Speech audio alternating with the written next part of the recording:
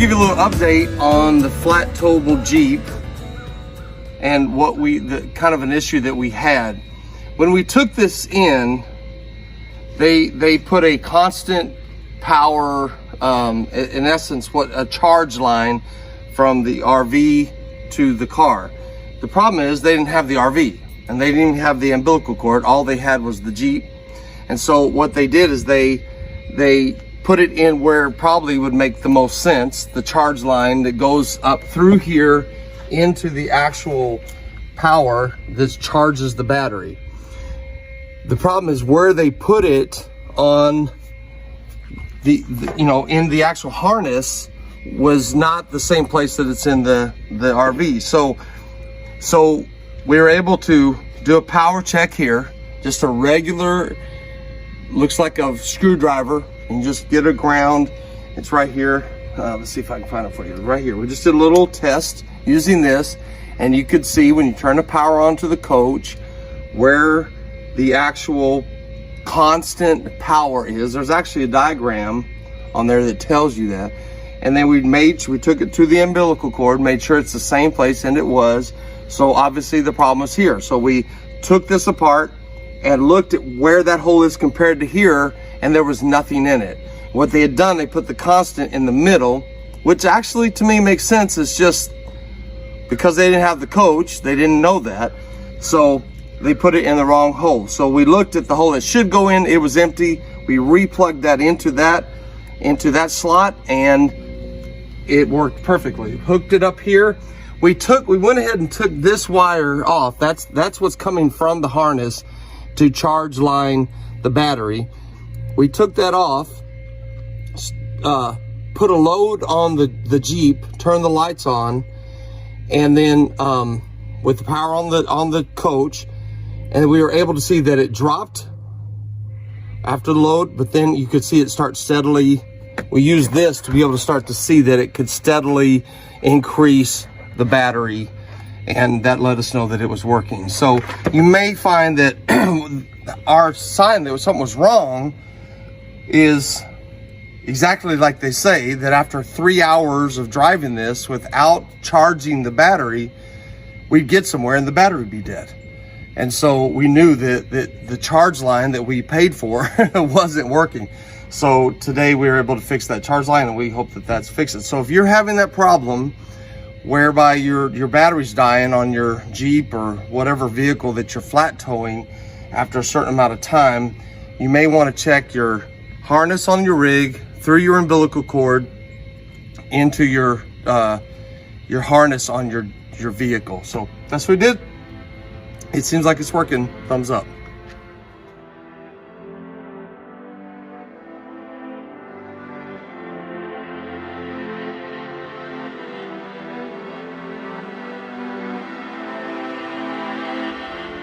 So I wanted to make this video about updates now that we've had this rig for coming on 2 years. There are some things that I've learned along the way that I thought might be a good tip. Number one is when you're somewhere where there's foliage on top of you, get a lot of leaves and sticks and these little berries like that fall on here. It's a good idea before you go to your next journey to get you something and blow off all of the debris up here. I don't carry this with me. This is a friend of mine's. I'm using it to blow everything out. It especially gets caught, junk gets caught all in the rungs of the slide out.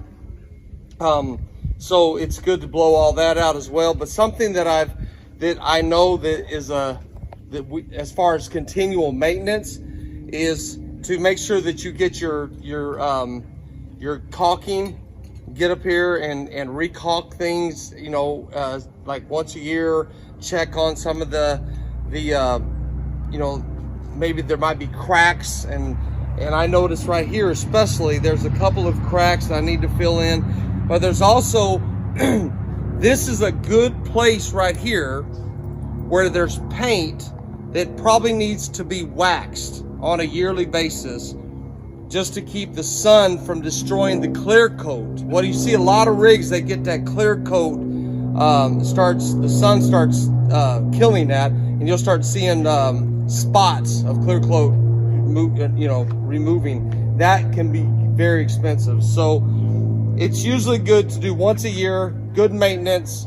And before you go on a trip, just get up and do a debris check, a debris sweep, get on top, just not, I don't do it every trip, but especially when I park under a tree, before I leave, I'm gonna get up here. So tip number 2, look at this brand new baby born calf. You gotta get up, get to that milk. Come on, get up, yeah, get up. It's okay. Get her, mama. Get her up. Get up to feed.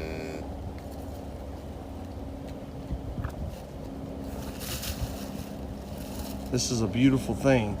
Usually what that calf will do is get up and start trying to find, see how she's nudging her, cleaning her and nudging her to get up, and she's got to get up and start feeding. And they'll usually even, like, they're somewhat blind right now. Don't leave her. Come on.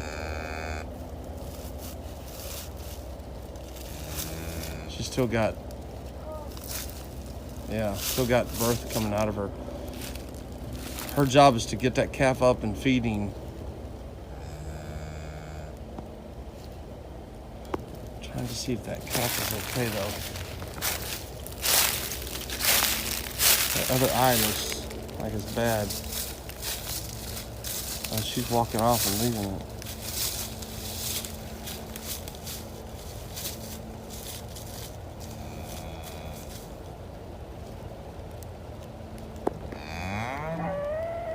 I know. Come back here, mama. Come get her up. Good. Get her up. Come on, get up.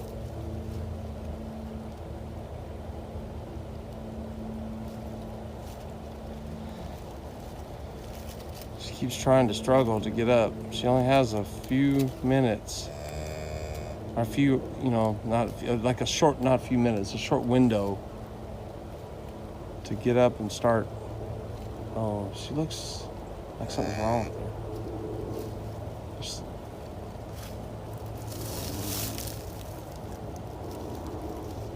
That other eye is, I can't really see it.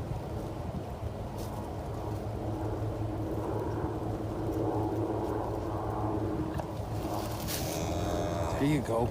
Get up. Okay, so tip number 3, we're at the back of the coach now. There's normal things, normal just maintenance check. This is where you check your oil. There's a checking transmission. If you have a rig, you know that you don't check the transmission unless you're running. But there's your oil fill. Here's where you can be able to tell your antifreeze level. It's perfect. But this little thing right here is an interesting little gadget. It tells you how blocked or free your filter, your air filter is. And so there's disagreements on where to change it at. I just changed mine about 3,000 miles ago while we were in Colorado. I had a video for that. I'll post it up top.